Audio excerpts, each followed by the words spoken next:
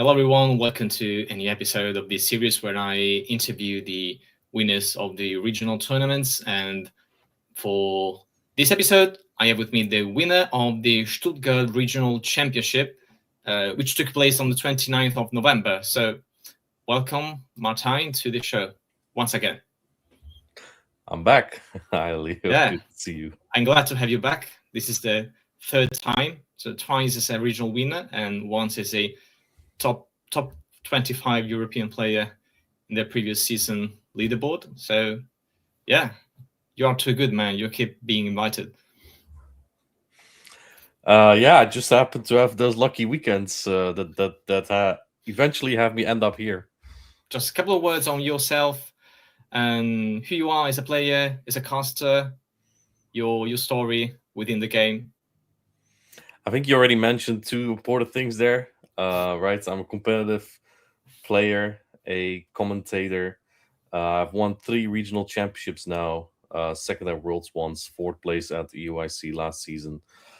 And after streaming on Twitch, after making YouTube videos, I think that kind of is in a nutshell what I do with the game. I don't play as much Go Battle League, but I do play much more Show 6, especially grassroots formats such as Gym Breakers, Battle Frontier, but also a lot of Latam formats that just keep me in shape. I'd like to call it.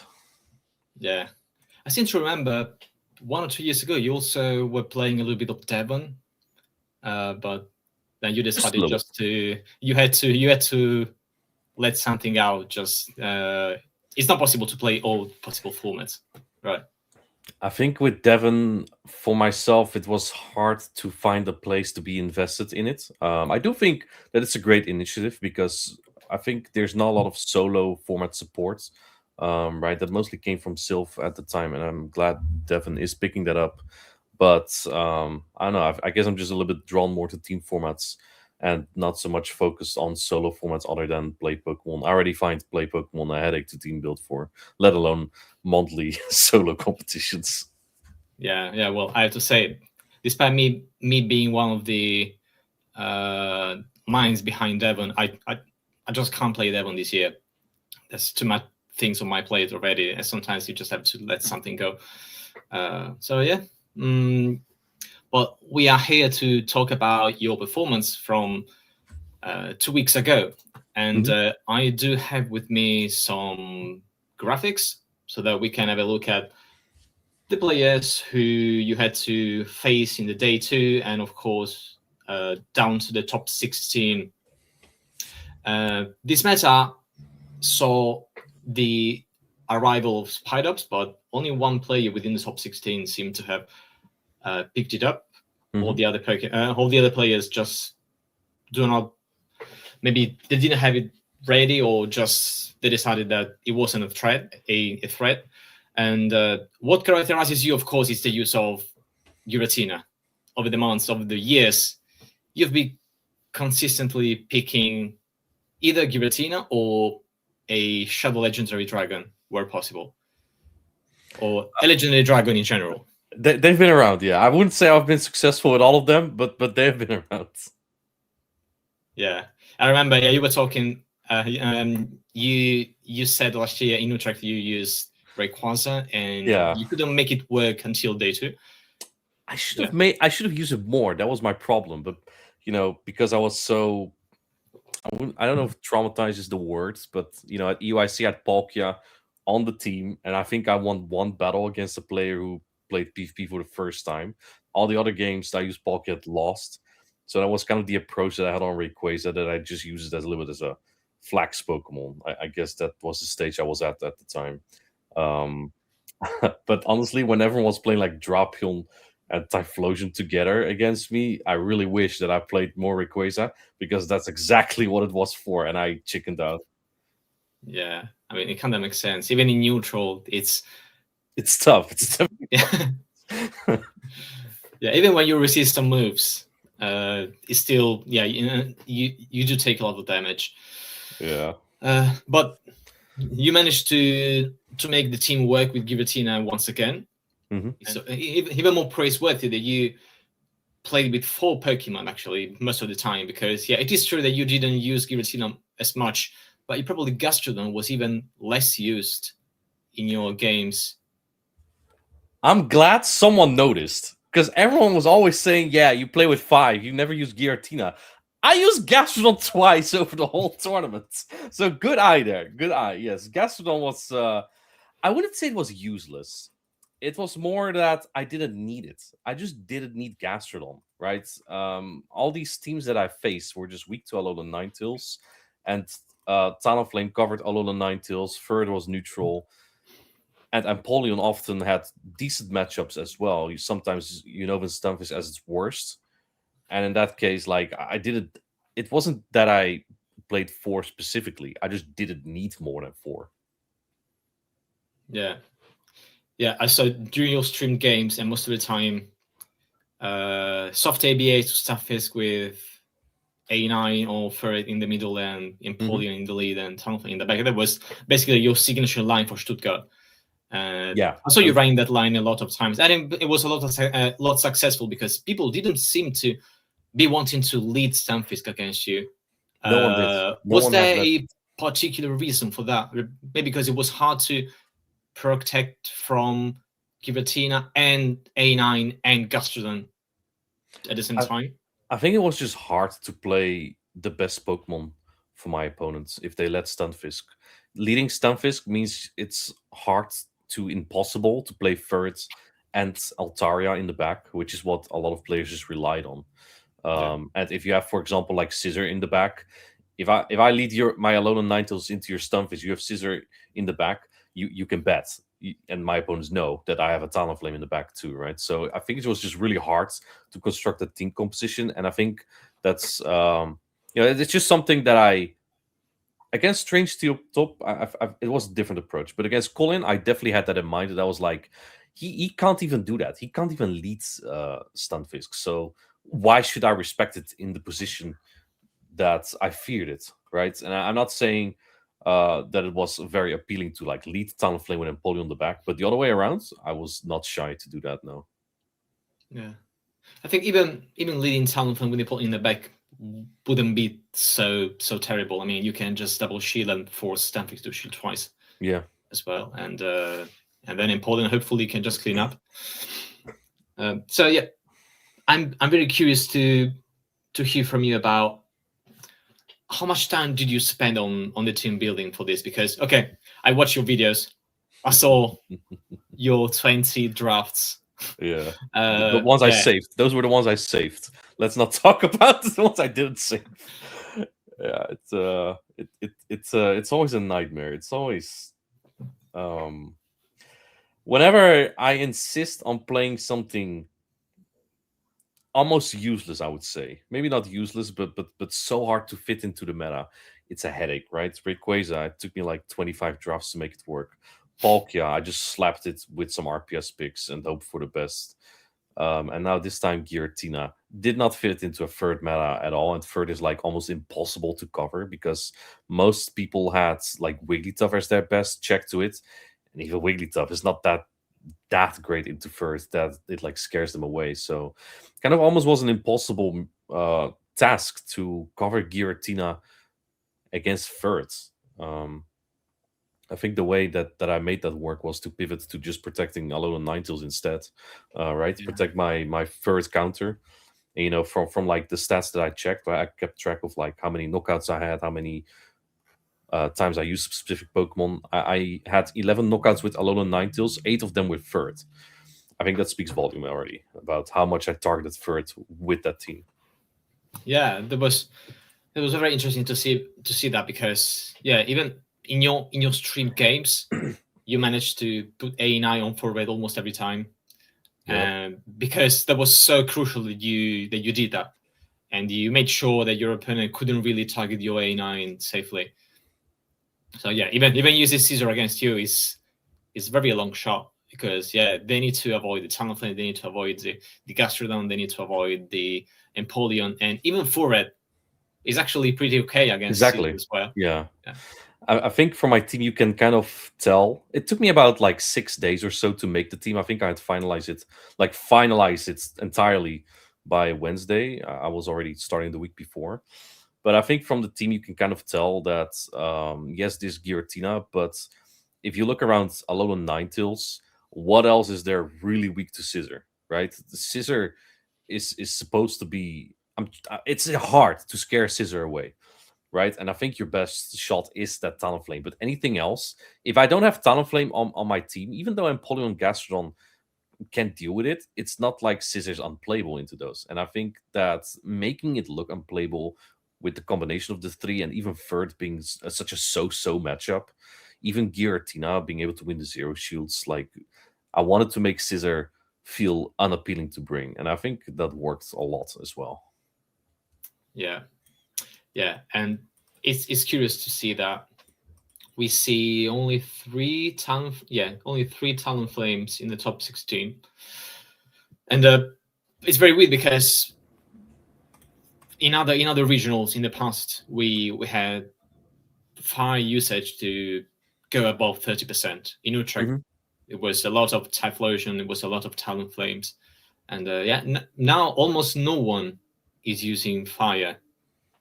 Well, it's difficult, right? In a Stunfisk Altaria meta, like the one thing that covers that core is like ice, but ice super weak to Scissors. So I'm guessing that's why most people didn't want to look into using ice types besides like Ikami at Leo. Yeah, Ikami at Leo had a good read indeed, because he also noticed that people were kind of weakish to ice. But yeah, I think the A9 is even better than Abomasnow. A9 with the fairy type is able to target more things, and you still lose to Caesar anyway, even if you don't double up on the weakness. Yeah, against Steel. So yeah, I think there was even better. A better matchup against Corviknight, lots of other things.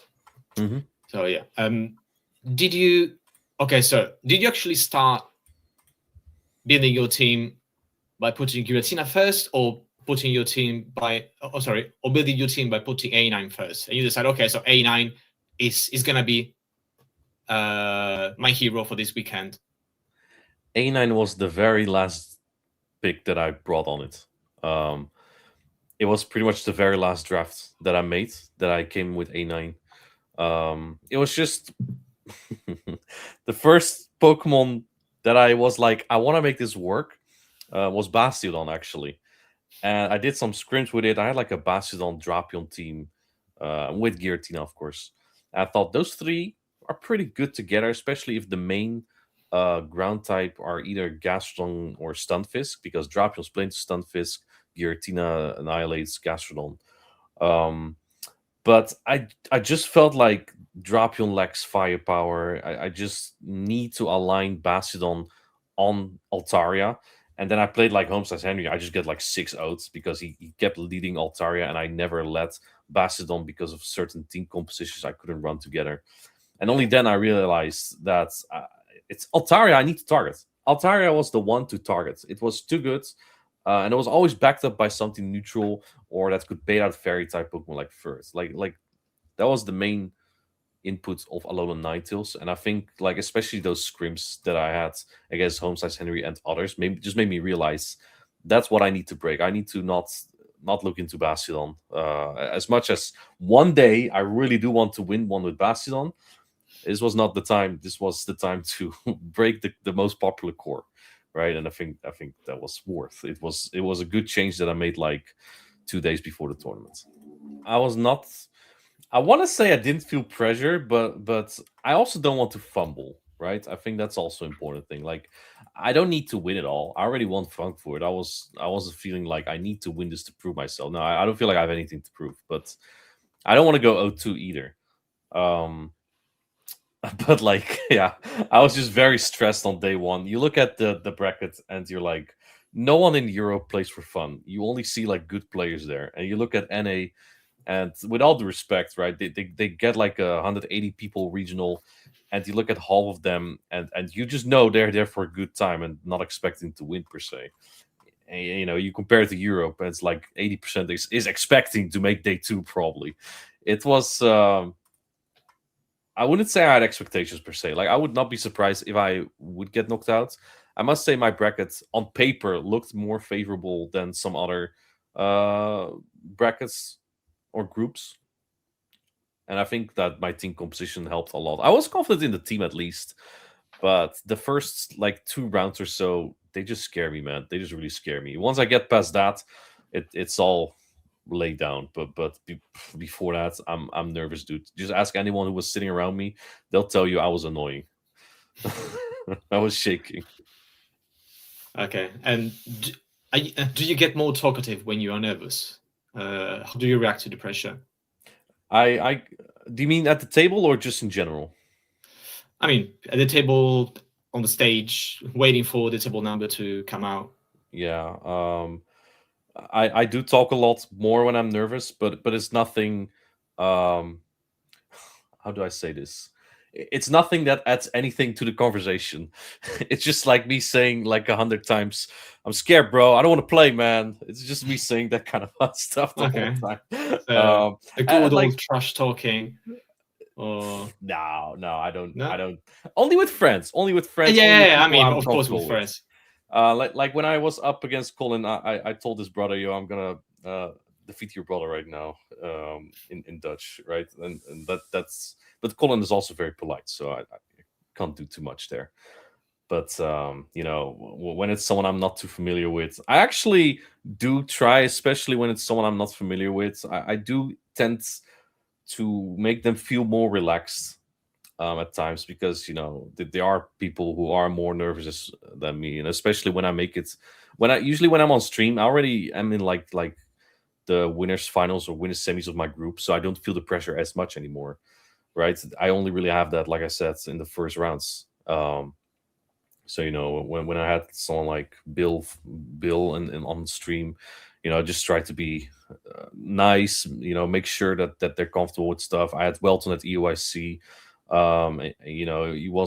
He seemed a little bit nervous, and there was like a dispute, and I said just ask for review, just do what your mind tells you, that kind of stuff. Kakuzato in Japan, doesn't speak English super well, but I try to make clear, if you don't understand something, just take your time. I'm all open to that. So, do I get chatty? I guess I'm just me always. Maybe the first 2 rounds, I'm enjoyable or not. This depends on your perception of it. Yeah, I remember you told last year that Lurgan Rocket just didn't love particularly your He your said, yapping. "Yeah." He said, "Please shut up." Before the belt even started, we had never played before at the time, but he had the impression that I talk a lot on the stage. And I don't. I really don't do that a lot. I try to find the moment, right? What I don't want to do is distract my opponent and they get mad at me later. Like I do not want to do that. It really is just feeling the vibe. Like if you look at EUIC when I played against Marcus, we talked the whole time. It's because Marcus keeps yapping, then I keep yapping. But if my opponent yaps or doesn't talk, then I don't talk either. Like I do sense when someone wants to focus on their game. So I would only want to talk in like the closing moments or when they look comfortable with it. I guess Lurgan just wanted to be a little bit preventive, right? He just wanted to make sure that I don't start talking while he's being focused. I'm sure he didn't mean it in a mean way. I'm actually not sure now if I remember if it was Lurgan or Marta. Maybe they both said it that they didn't want to talk. I think it was both of them. Was it in Honolulu? Yeah, that was Worlds. Oh, okay, yeah. Well, it seems that you are approaching the games in the regionals or in other events like the same way you would approach them in a local. So it's very relaxed. Oh, at a local, I talk a lot. I talk way too much. Okay. I admit, because I don't take them as serious. Of course, again, if my opponent doesn't talk back or anything, I zip it. But if I'm playing against like Tristan or Howie, I guess Howie's a little bit more serious at the times. But against like Tristan doesn't exactly always play for championship points. We just talk shit to each other the whole time. It's pretty funny. Who's showing up in your locals recently? Yeah, it's kind of tough because the latest app doesn't exactly show all the locals or the dates of them. I actually really struggle with that too. So unfortunately, a lot of our locals have died down a little bit lately. We used to have like pretty much 3 or 4 a month, and now it's like 1 per 2 months, which is pretty sad. I Mm. think it's mostly me, Tristan, Triptando, Howie, sometimes El Brino. There's a local, someone who lives like 15 minutes away from me, 010 DSN. He's often with us as well. Though, unfortunately, hasn't opened the game as much lately. I did notice he was on Discord at a couple times, but I just kind of want to give him his space because I know that he's been trying to take his distance from the game, and if he wants to find us, he'll find us. Who else do we have? I think that's about it. Snillman is often there, but also as I think Snillman has realized that they're harder than they really are, than they look like, Mm. and yeah, Nighttime Clasher avoids us nowadays. He rather goes to the Belgians, so he doesn't show up anymore either. I think that's Yeah, I I think that's saw it for on social he did the you. 4 hour Uh, trip. and he literally has a local like 40 minutes away from him. The next Saturday, he's just like, nah, I'm just gonna spend a weekend elsewhere. Probably goes to a Belgian local again instead. It's crazy. I mean, look, he wants the points. I'm fine with that, but I was hoping to play. That someone who won LASC wouldn't dodge me like that. That's life, I guess. Yeah, well, he can't farm points if you're there. Yeah, I guess. or maybe yes, or maybe he can. He should try. If he doesn't try, we'll never Yeah, know. yeah. There seems to be a great advantage in this. Like, it seems to us that there are a lot of misplays coming from less experienced players, especially when they are on stage against a notoriously strong and renowned player. So, in your experience, how much does this have a role?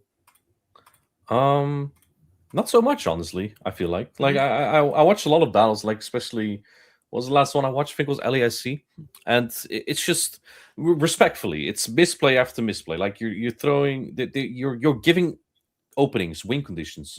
That happened over and over, and not in a context that I was saying everyone was playing bad, but it's just like not everyone sees the same win conditions, and I don't think maybe that's me. I don't think that has anything to do with stream always. Obviously, some players are going to be a little bit more nervous and maybe are not that much used to the white noise that you have on stage. But it just occurs way more often than you might think. I always say the player who makes the least mistakes, they just win. Because, I too feel like I have definitely gotten away with a couple games, and that's just what you see if you look at any tournament run. The winner is straight up the person who threw the least. That's just how it is. It's so I don't want to say specifically that I notice people throw more often against me than not, whether that's on stage or not. It's just that it happens more often than you might think, and like it also occurs to ourselves, right? I've also had games where I was like, I remember Stuttgart last year.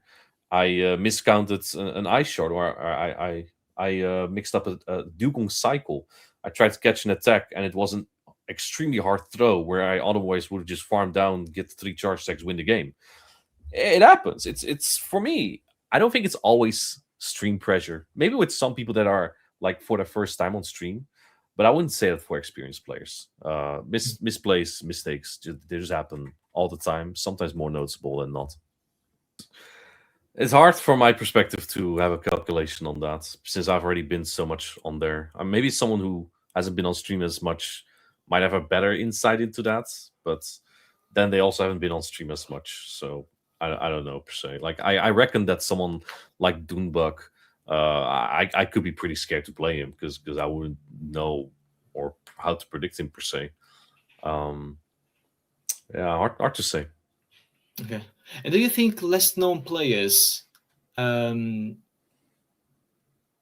but maybe they are still good players, even though maybe you don't know each other very well because you didn't play against. Um, do do they play against you a little bit differently from the rest of the players you already know? So what do you usually expect from players like like them, for example? Do you tend to play more cautiously? Yes, oh, for sure. Mm. If I play, so I think I had this in my video as well.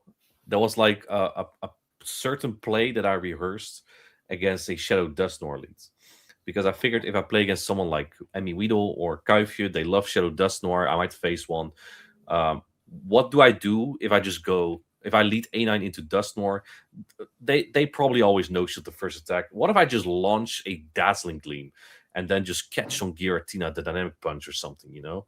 I practice those kind of things. And then I played against Bill with the Shadow Dust Noir. I think that was the only Shadow Dust Noir I faced. And I went for Weather Ball because I just had no idea what to expect. What if he shields Dazzling Gleam? I might just be in trouble, right? So yes, I play way more cautiously. But I also, when I play against someone I don't know, I'm also trying to catch the ABA. That's not an expectation I have.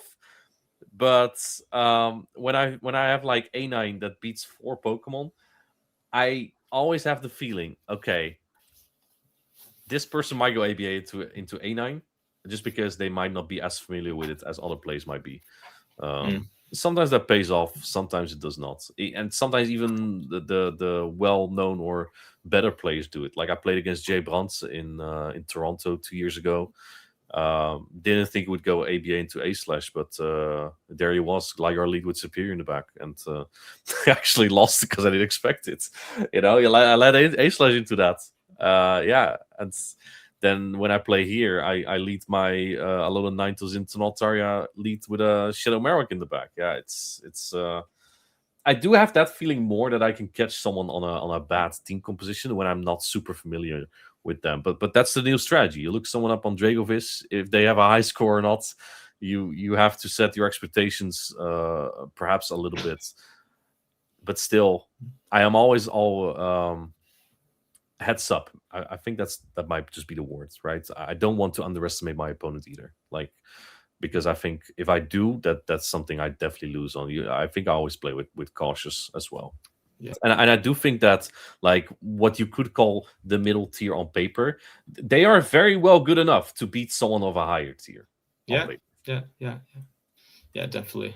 The other point that you touched and then I forgot to follow up about is that in your group, okay, you think you might have had a more favorable group on average than the rest of the tournament, but overall, European regionals are always so stacked where half of each group is expected to go day 2.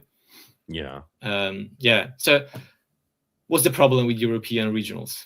I think besides LAIC, LATAM also had kind of that issue so far with smaller regionals, until now at least. I just think like obviously the root cause is just Swiss. But at this point, my reply to every single improvement and suggestion is but Swiss. Everything else is a distraction. Okay, so being conscious of the time, I would like to have you talking very briefly at 2x speed about your grand finals, and what was going on in your mind, and how did you decide to adjust as the games progressed. So the video starts. Okay, so the video starts already like this, so very abruptly. But okay, so how did you decide to start game 1? And actually, I do have one question. Yes. Before the grand finals, so in the winner finals, you already faced Colin, and you didn't bring Talonflame for the first 2 games. Those were the 2 games where you lost. Of course, you also didn't bring Talonflame a couple of more times here, and you also won. But I think it's pretty indicative of the fact that every time you brought Talonflame, you won for sure. And the times that you didn't, half of the time you didn't win. So what were your thoughts here, given that what was happened in the winner finals earlier? So first off, compared to the winners finals, this specific first game of the winners finals and the grand finals had the exact same lines from both of us. So obviously I was gonna play it different because I lost the first time. Um, right. My thought behind this line was that Colin never expects a stupid line. I thought this line for me was not smart per se, though I didn't feel like he had really great Empoleon answers. Like Empoleon could always force shield advantage if I have it on the safe switch. So that was kind of the idea behind it, right? I lead Alolan Nigels with third in the back. If he leads Scissor, I don't think I come back from it easily. I wouldn't say it's impossible, but that was kind of the thought process behind it. I just felt like with Alolan Ninetales, there's a good chance that I win the lead, and if I don't, I could probably get a good energy advantage with my Scissor. But what I was always kind of the one thing I was afraid of, leading Talonflame into third, usually just game over. Because you lose, you only win the zeros, and playing for Switch Adventure with Alolan Ninetales is not fun. Like I'm always pooping my pants that there's a scissor in the back. And I was just kind of scared that even though Alolan Ninetales beats 3, Talonflame beats 3, that he could just reduce this weakness to aligning Scissor and Ufisk in the correct spot. That was, I think, my main fear when I ran this kind of stuff. It's very possible, right? The elite Scissor and he has like third Altar in the back. It's definitely a line he could bring. But then Empoleon could always force a shield advantage, and that was kind of my point of view there. The way I also approach my battles is that I just consider the counts of being entirely hard countered just being very small, right? If especially in a match where my opponent can almost play all 6 Pokemon, that's where I have the like when I played against Snorak, he had like 6 core breakers. They were all playable, but he can't play all 6. So like, what are the odds he hard counts me perfectly? I had locked in my teams really quickly against Colin. I'll say that I didn't need a lot of thought. Okay, so let's see. Of course, yeah, this is the lead you want to see for sure. Mm-hmm. And the interesting thing about this is that Colin doesn't go for Trailblaze first. If he goes for Trailblaze first, I cannot farm as much as I do here. Because then, with a Trailblaze, the Swift after will knock out. And now he goes straight Swift. 2 Swift won't knock out. I can just farm to 2 Weather Balls. I could even do 1 more here, but if he shields, I lose CMP, probably. It's very close between our low lines of third, and I don't want to force any of that. And yeah, this is kind of what I didn't do in the winners final. I swapped into Empoleon at the time to save this for potential Altaria, and this time I was like, you know what, if it was Altaria, I could probably just force my way through it with third anyway. Yeah, so you were expecting the same. I mean, were you expecting Altaria at that point? It didn't even matter. It didn't even matter what it was going to be. Like I was looking at my.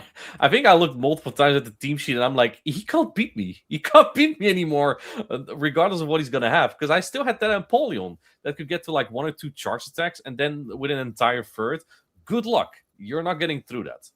And I think that was right in this game 1. I get the alignment right. He brings the stun Fisk, and he recognizes there's no use. I can't defeat it.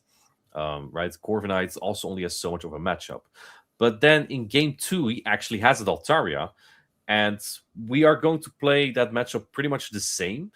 And you'll see that I just stay in again, and I just feel like this time I had Talonflame instead of Empoleon, but I'm just like, my first just doesn't hard lose anything.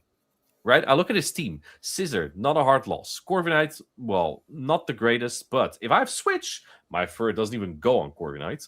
Altaria, I don't like third on Altaria, but 2 shields, sure. Just put in a dent into whatever he has. Beat Spidops, neutral into his third, beat Stunfisk. Like, I only realized in the grand finals, really, how pivotal third was, especially in addition to Alolan Ninetales and Talonflame. Yeah. I think I used those 3 in the final 2 games as well, just because I could run them in almost any order. Right, you see here, I lead into that third again, and we're just gonna play it out the same way. He again, I don't know. I haven't actually checked. The Sims, right? But I reckon Colin would look at The Sims beforehand, and I don't know if they say you go double Swift here as first, or if you're supposed to go Trailblaze. Maybe it also says that my Alone Nights goes Dazzling. By the way, also very possible, right? But because he doesn't do that Trailblaze first, it just kind of gives me an opening. And this Pokemon, Leo, it just doesn't do damage. It just does not do damage. All right. Look at how much effort I put in. And I know that it comes out exactly with a payback. But it's just like I put Talonflame here, and whatever comes in, I don't even have to look, man. I only stay with Talonflame if he brings in Scissor into Talonflame, which he doesn't do. So like whatever he swaps in, you throw Third into it and just chip it. Yeah. Yeah. This eventually comes down to calling the payback. So it was actually very close. It was very close. Obviously, I make it sound like it was an easy clap. Definitely was not. I do think like I ran a high rank Talonflame, and I do think I would have hung on to the payback. Honestly, for science, I would almost love to have let it go and just see if I was right or not. But yeah, that didn't happen. Right. I went for the blind flame charge there because if he stayed in with Altaria, fine. If he didn't, that's also fine. Right. I just want to boost my my damage there because I feel like if I had that flame charge through and he shielded that, then the Incineroar would knock out. So yeah. Yeah, I think the only way that Colin could have won was either throwing the nuke, hoping you would expect the bait, or just baiting and boosting, and then landing the payback. Yeah. So yeah, I think that kind of was his win condition. But that's why I felt it was so obvious to go for payback there, because I expected him to expect me to call. Yeah. I know you know that I know. Yeah, the boost. Yeah, exactly. Right. It kind of comes into mind there. Yeah, that eventually probably 80% of the game just come down to on which level you are, or which level of thought you are, and which level of thought you think your opponent is. And sometimes, you're trying to outthink your opponent, or sometimes you're trying to outthink your opponent by playing one level lower than your opponent, to just try and do the basic thing because he would expect a more advanced play from you. Yeah, so always hard. Spidops, interesting Pokemon. I tried it a lot too. I just thought that it looked better in Sims than it actually was. He plays a very safe line here, right? Bait out Alolan Ninetales with Thirds, so Altar is free in the back. The idea of the third lead was more that I either expected Scizor or Stunfisk, and I wanted to have play into both of those. I just happened to get a Spidos lead. Was not what I predicted at all. I was very surprised and happy when I saw that as well, right? Yeah, I think a lot of this kind of speaks for itself here. I didn't. If he wanted to expend energy here, that was so fine. So that's why I went for Dazzling Gleam here. I think if I threw Weather Ball, he may just have no shielded, and then it might actually get dicey if I have like a chipped Ferret and this 2 shields Talonflame on energy disadvantage, especially if he like double shields the Talonflame, clock is up, expends energy afterwards with the Spidops, and Altair would have like 50% health. But yeah, he lets one go here, so that shields advantage really helped in that scenario. If he had 2 shields here, probably would have lost this game, I think, because then he wouldn't shield a Weather Ball if I went for that. I think that Dazzling Gleam was actually more important than it looked like in this specific case. Yeah. And you protected the Talonflame twice against Altaria. Yeah, I didn't want to hit Dragon Breath damage. It was appealing to just, but I was afraid that Fur just doesn't do enough damage, and he gets to another Sky attack within like 6 or 7 Sucker Punch. I was just kind of afraid of that, and then he gets Dragon Breath damage. I get a Lunge or Rock Tomb range, and I could still lose that game. So that's why I felt like shooting there was the safer play. Yeah, it was more valuable. Also, forcing Spidops to spend energy into Talonflame. Yeah. So and we see you posting here. Yeah, did you tell Colin? Just wait a second because I need to. Yes, I need to flex. Okay. I told him because like we're always used to just standing up immediately, congratulate or give each other a handshake or a hug. And I just want to make sure that if I do this, I don't have Colin standing awkwardly next to me, right? He wouldn't want that. I don't want that. So yeah, I told him before Hang on a second. I need to pause. That's what I want to do at least. Yeah. Yeah, I mean, you seemed very. I mean, you rarely let emotions go through from the outside. It never seems that you're feeling strong emotions while you're playing. You always keep your uh, inner peace, or maybe you're just a good way of keeping Well, your cool. How's that? yes, yes and no. I guess it kind of also depends on the stage it is. Mm. Like for Frankfurt and Stuttgart, coming from the winner's side into the grand finals, both times with a pretty big team comp advantage, respectfully, pretty much felt inevitable that I would win it. So when I lost the game against Alfie Frankfurt, I was not even remotely concerned. Right? He would have to win 5 more games. Good luck with that when you don't have a Giratina check. And against Colin as well, I have 2 Pokemon to beat his entire team. If I wouldn't win this game, it will probably be one of the next ones. He would have to play out of his mind. I can only clap if he actually does, right? But I wasn't exactly concerned for that. But when I won my first championship, Utrecht, and when I was second at Worlds, no, I definitely get pretty emotional and happy about it. But that's probably also a loser's side, coming from the loser's side effect, because it's just less likely, less expected that you win it. Mm. Okay, so you actually say that your win felt a little bit, yeah, that couldn't be avoided. But however, Colin managed to take 2 games off you in the winter final. So what didn't go right there, and then you adjusted here? Definitely the first game, right? I Yeah, think yeah, the first game was an absolute flop. Maybe it doesn't look like it if you just look at it. Maybe you think, oh, Colin just played that bad. He did play it bad, of course, but I just made a huge mistake, not recognizing that Stunfisk would just farm me entirely down if I let a mud bomb go through. Was such a huge flaw in that match. I can't remember exactly how I lost game 2. I yeah. know it was. With Gastelum on Otaria. Oh yeah, yeah. Oh yeah, yeah. I counted Stunfisk 3 times and he didn't bring it. So I guess I don't think I honestly don't even think that was a bad team composition or strategy. Just didn't happen to work the way I was hoping it would. Okay. And especially because like I tried to lure out that scissor with a kind of weak composition to it in game 1. I was hoping that he would now expect my Talonflame, because I Mm. tried to bait out his scissor, and then he would bring Ufisk. But yeah, that didn't happen, I guess. And I guess from game 3 on, I pivoted back to Alolan Knights and Talonflame. I did hesitate just a little bit to do that because I felt like it was very predictable. But I guess I did what was needed. Yeah, yeah. So your team comp was so good that you didn't need to force your hand and try and RPS calling. You just had to just being a little bit just on the safer side of the spectrum and try and play your cards well. Yeah, but that's honestly for the grand finals though. For the winners finals, I definitely didn't feel like secure even remotely. Like it's still Colin, right? It's still one of the Yeah, best players in the world. Like yeah, yeah. I didn't feel like okay, I have this big team comp advantage. This is gonna be a walk in the park. It showed it was not. It was not.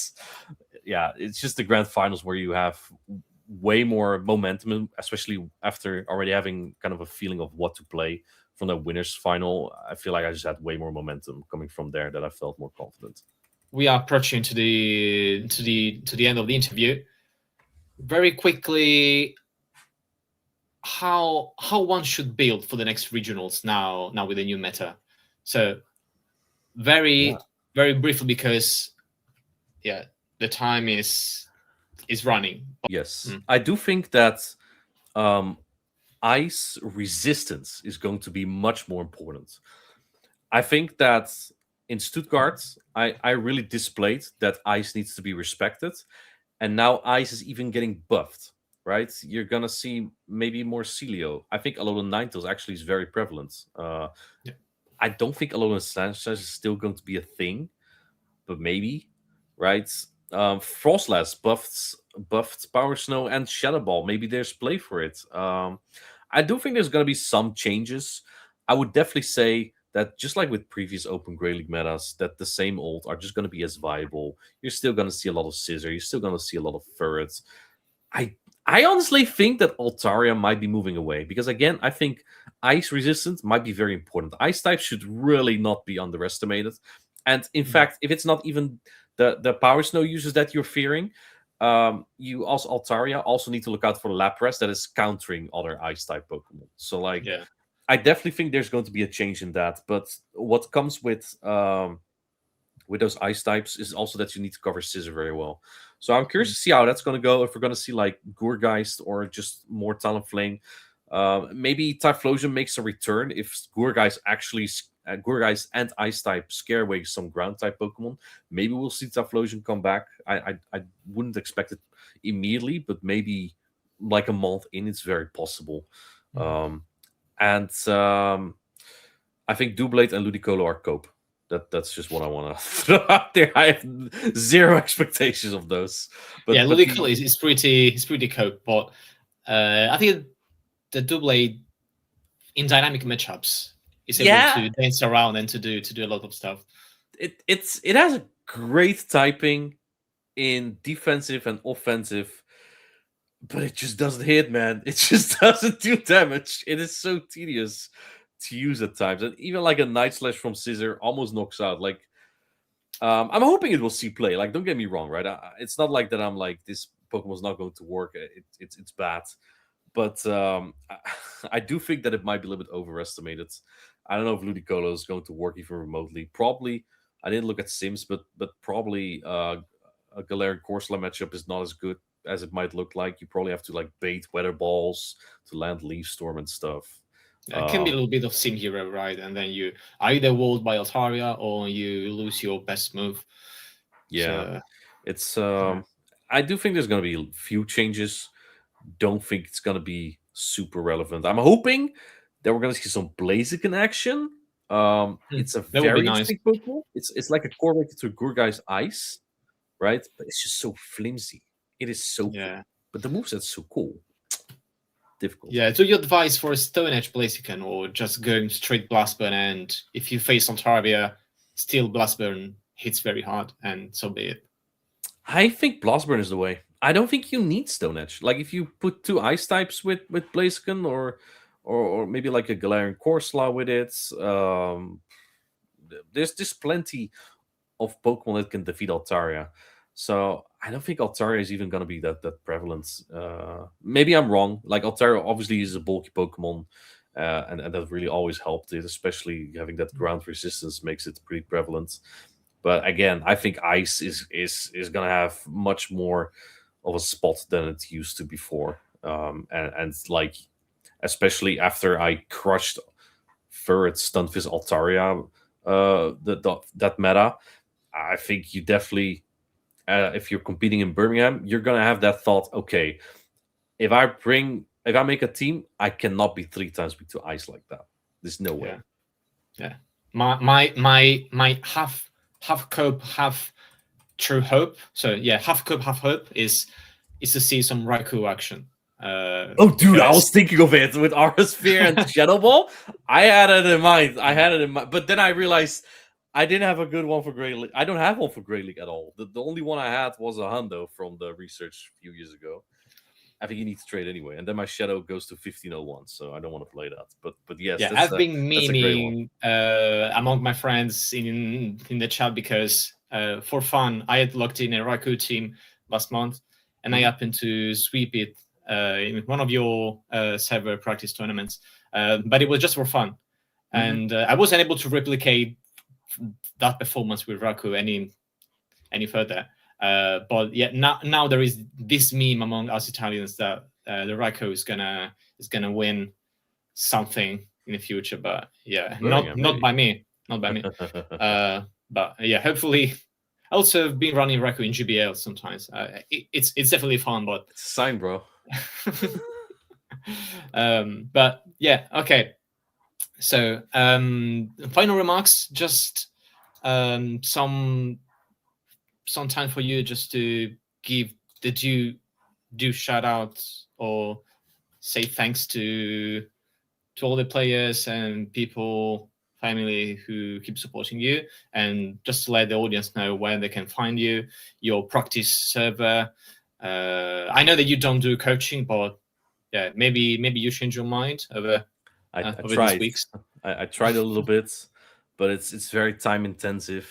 And it's tough to really get out of someone what I'm hoping, what I'm trying to teach them as well. Like a lot of coaching, most of the time is just an elo boost, right?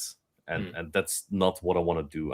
If I coach someone, it's just like with the videos. I'm hoping that if someone has watched like this big video of mine, they actually feel like they know more, right? That's what I want with my coaching. And like I think out of all the coaching I've done before, it's not like it's been a lot, but I would say like 8 people or so. There's only one person that has like consistently played and actually hit legend at the time, and a lot of people, they just kind of have fallen back to what they used to do. It didn't work anymore, and I feel tough on that. I feel tough. It doesn't feel great. I mean, right? Because when I coach someone, I actually want them to get better out of it. I don't know if that's me or if it's them. But yeah, other than that, you can find me on Twitch and YouTube, Twitter, where I post, or sorry, X, where I post graphics of GBL teams, sometimes usage of practice tournaments that I host in my server. Currently in December, there's not a lot of going on, but halfway January, when Toronto is going to happen, like around that time, we're going to fire it up again. And I expect that there's going to be just the usual at minimum 7 per week.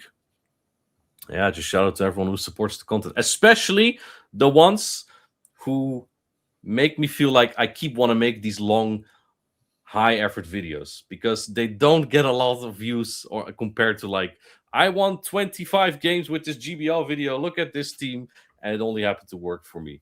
I appreciate especially those people the past few days, because I was a little bit hesitant on making the next one or not. Yeah, definitely. So can't wait to see you in person, either at the caster tables in the next regionals or at the playing tables.